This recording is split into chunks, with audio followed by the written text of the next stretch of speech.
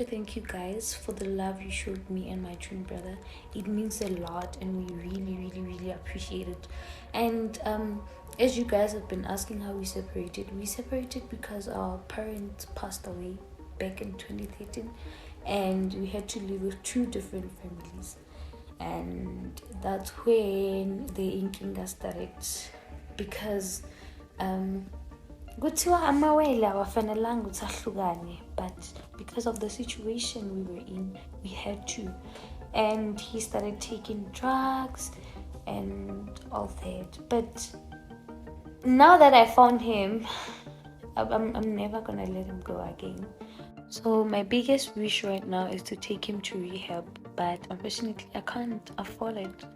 So if you guys would help me to take him to rehab, I would really be grateful for that.